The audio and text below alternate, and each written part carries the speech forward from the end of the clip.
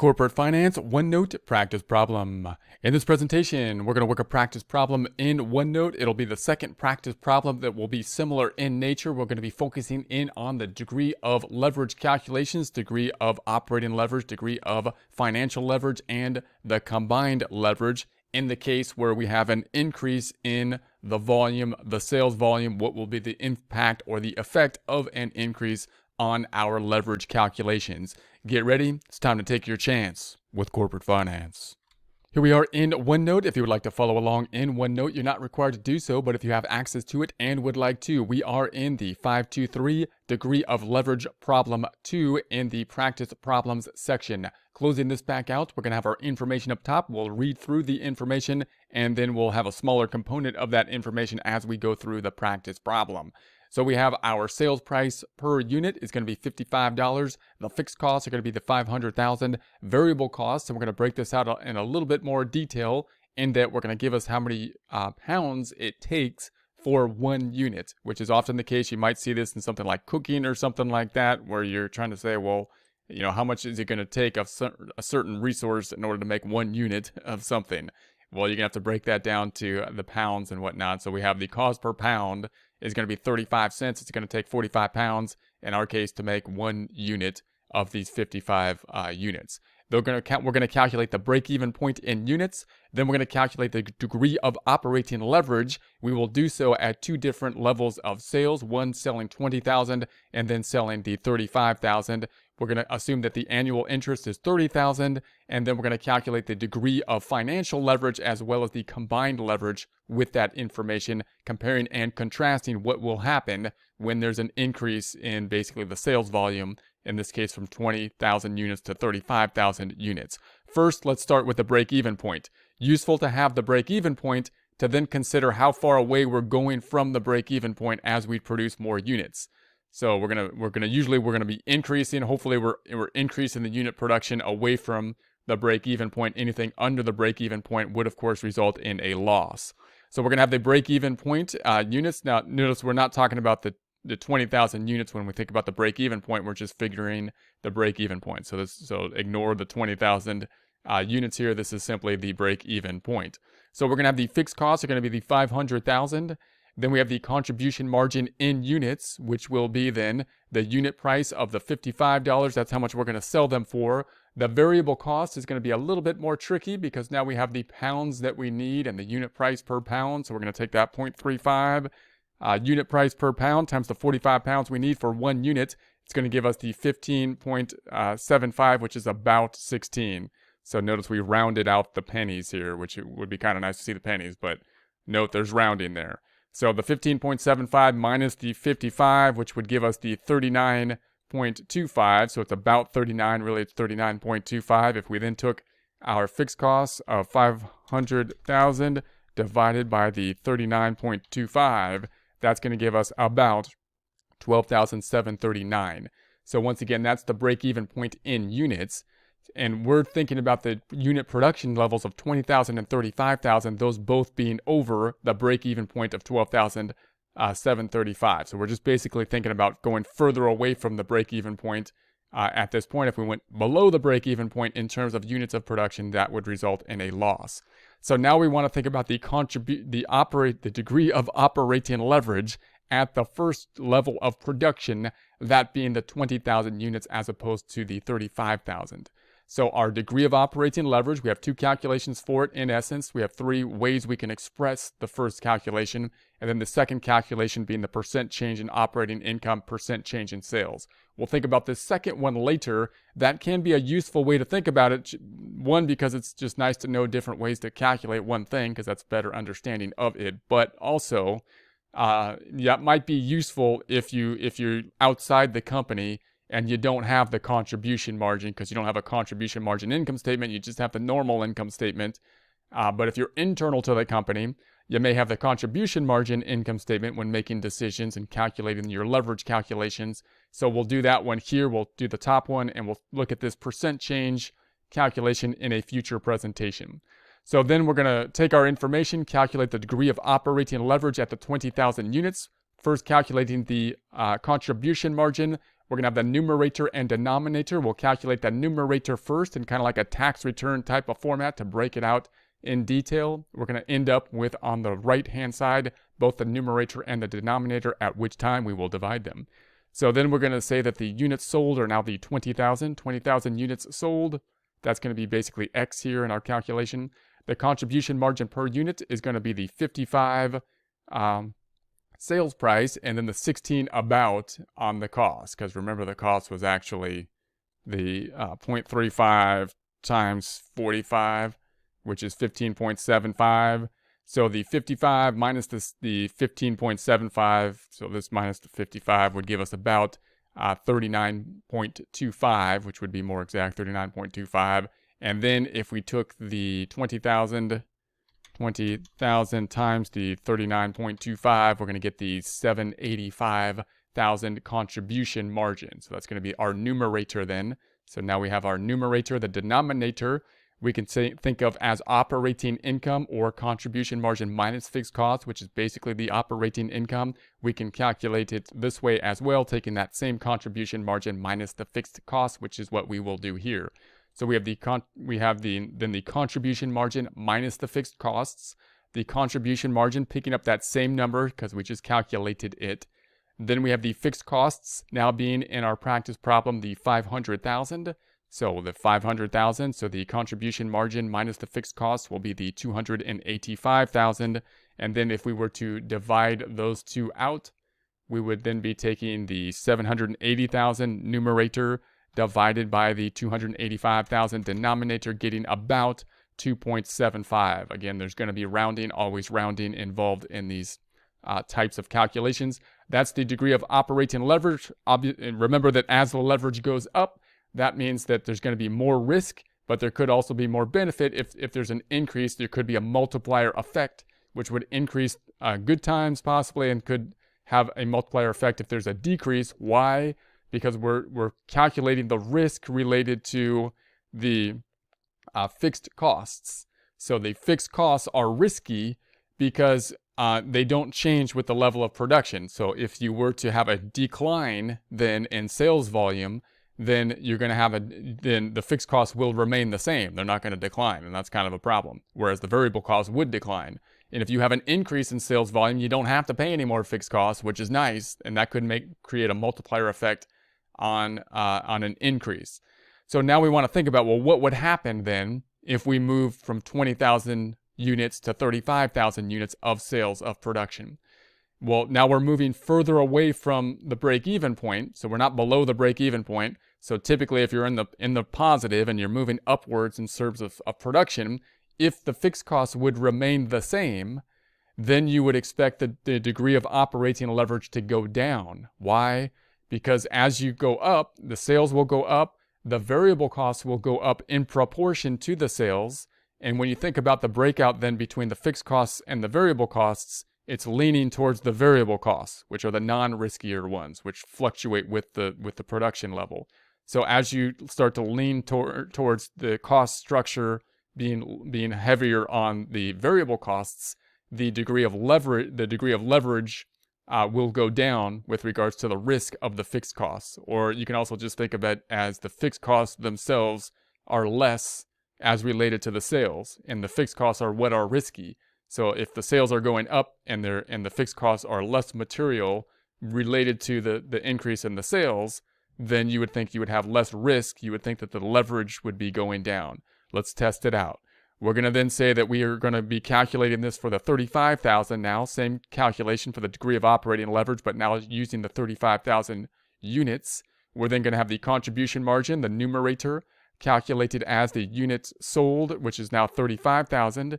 And then the contribution margin per unit, which is going to be the unit price of 55 times the 16, which was really, I believe, if we do this, the unit cost was really 45 times 0.35 or 15.75.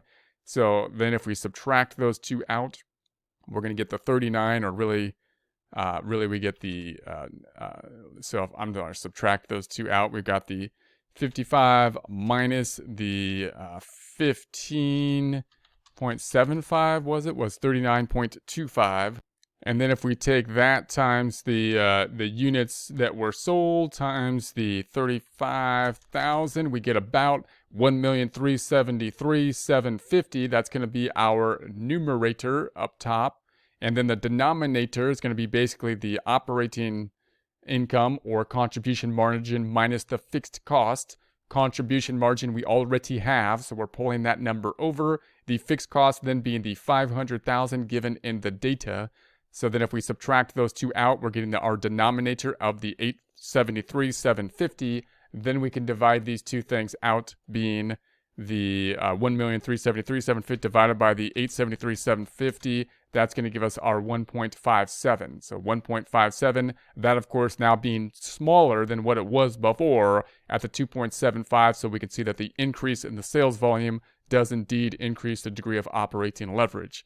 So then let's go on down and say, well, let's create our income statement and then calculate the degree of financial leverage based on that. So to do that, we'll make a little income statement. It's going to be a contribution margin based income statement. Sales minus variable cost being contribution margin as opposed to sales minus cost of goods sold being gross profit. So we're going to say the sales then being the units sold. We're going to start off the 20,000 units. We're going to have the unit sales price at the 55, that giving us the 1,100,000. We then have the variable costs at the units sold, 20,000. The unit variable cost is the 16, which I think is really the 15.75. If we calculate that out, it's the 0.35 times the 45. Multiplying that out, so that 16 is rounded, gives us variable costs of the 315,000. The total sales minus the total variable cost is going to give us that contribution margin of the 785,000 contribution margin. And then we're going to subtract out the fixed costs, which were given at the 500,000. That will then give us the earnings before interest and taxes, which is basically operating income. From this point on down, you're basically at the same kind of format from your contribution margin income statement, the thing we're using here, and the regular type of income statement. So then we're going to say subtract out the interest, which was given to us at the 30,000, and that will give us then earnings before taxes. And then if you were to subtract out taxes, which we don't have, that would give you the earnings after taxes. So we're stopping here at the earnings before taxes. So now we're going to calculate the degree of financial leverage based on our income statement we have just constructed. We're going to be using this calculation, the second one, earnings before interest and taxes divided by the earnings before taxes. We also have a percentage calculation up top. This one, you might want to look it over, but it's less useful than the interest calculation or the percent calculation, for the operating income, because these two numbers, whether you're using internal statement, a contribution margin income statement, or a normal income statement, will typically be on it or something you can derive from the income statement. So I'll be focusing in on this formula then. And we're just going to be picking up then the earnings before interest and taxes, which we have now calculated to be the 285,000. We're going to divide that by the earnings before taxes, that being the 255,000. The difference then, of course, being the interest of the 30,000. We're kind of measuring the effect of debt now, which is what most people think of when they think of leverage. If we divide those two out, then we're going to be getting the 1.25. So like the other or all leverage calculations, as that goes up, that would mean that the leverage would be going up, risk would be going up, but you also have that multiplier effect that could be a benefit in good times, could be a problem in times of a decline. What would happen then to the degree of financial leverage if you were to increase the sales volume from 20,000 to 35,000? Again, we're moving up away from the break even. We're already past the break even at the 25,000. So sales are going to be increasing then. What would be what would you expect to happen? Well, that means that the amount of interest is going to stay the same unless we took out more debt. So if we didn't take out more debt to do that, the interest is going to be remaining the same, and we're going to have the earnings basically going up in relation to the interest. So that means the risk related to the kind of the interest, the result of the debt, should be going down. So as we have an increase in the sales volume, the interest as related to it becomes less significant, less material. You would then expect then the degree of financial leverage to be going down. Let's see if that is indeed the case. Now we're going to be creating our income statement, contribution margin income statement at the new volume of 35,000 units. That's going to be the sales, being the units sold 35,000, unit price, now 55, that's the same price times the new units. That gives us the sales of the 1,925,000. Variable costs then being the units at the 35,000 times the variable costs, which I believe are actually 15.75, about $16. That's going to give us the variable cost of the 551,250. If we subtract out the sales minus the variable cost, we get the contribution margin, 1,373,750. Fixed costs remain the same, 500,000. The earning before taxes then is going to be the contribution margin minus the fixed cost, the 875,750. The interest has not changed, still at the 30,000, and this is where our key component is. So this number has now increased. This number remains the same. The earnings before taxes now has increased, and so that's what we have. If we then take that formula or that income statement, and we apply our calculation for the degree of financial leverage, the earnings before interest and taxes divided by the earnings before taxes, we get earnings before interest and taxes, picking up that 873,750, divided by the earnings before taxes, picking up the 843,750. That then gives us our calculation if we divide those two out at the 1.07, which does indeed result in a lower calculation than we had before. It was 1.12. Now we're at the 1.04, which would make sense given the fact that our income is basically going up, no loan happened, therefore the leverage, the interest related to it, should be going down. So then let's look at our combined leverage, which would be combining the two of them, which we can do a couple different ways. We can multiply the two leverage formulas together, or you can do our calculation contribution margin divided by the earnings before taxes to get to the same number. Let's start off with our 20,000 units. To do that, if we take our contribution margin up top, we're going to say contribution margin 785,000. This is at the 20,000 units, our original 20,000. The earnings before taxes is going to be the 255,000. That's going to give us, dividing that out, about 3.08. You can also calculate that by taking the degree of operating leverage, which we found for the 20,000 units, the first, and multiplying that times the degree of financial leverage at the 20,000 units, and you'll get that 3.08 as well. And then if we go on down and we do it for the second volume, being the 35,000 units, we have our income statement for the 35,000 units. If we calculate our combined leverage, we can do that two ways. Once again, we can calculate it in terms of the contribution margin, which is the 1,373,750, and we can take the earnings before interest and taxes, which was the 843,750. Dividing those two out, we get the degree of combined leverage, the 1.63, which could also be found by multiplying out the degree of operating leverage at the 35,000 times the degree of financial leverage, the 1.57 times the 1.04, and that will bring us to the same spot. So obviously the combined leverage at the 1.04 is lower than what it was at the less units at the 1.12, and that's because both the components of it, both the degree in operating leverage and the degree of financial leverage, went down